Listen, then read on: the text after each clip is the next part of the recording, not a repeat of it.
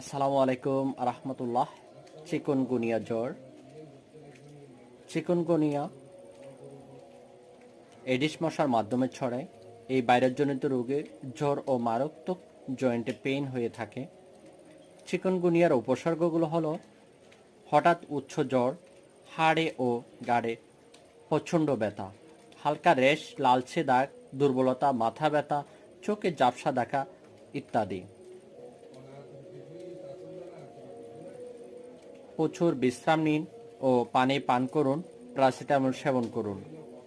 গাড়ে ব্যথার জন্য গরম সেক দেওয়া যেতে পারে, যা করা উচিত নয়। নিজে থেকে ব্যথানাশক ওষুধ সেবন করা থেকে বিরত থাকুন। উপসর্গ অবহেলা করবেন না, রক্ত পরীক্ষার মাধ্যমে নিশ্চিত হন।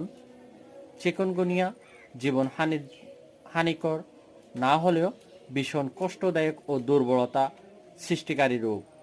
সতর্কতা, পরিষ্কার পরিচ্ছন্নতা ও সচেতনতাই এর মূল পরিশোধ। নিজে সচেতন হন, পরিবারকে সচেতন করুন, মশামুক্ত বাংলাদেশ গড়ুন। ধন্যবাদ।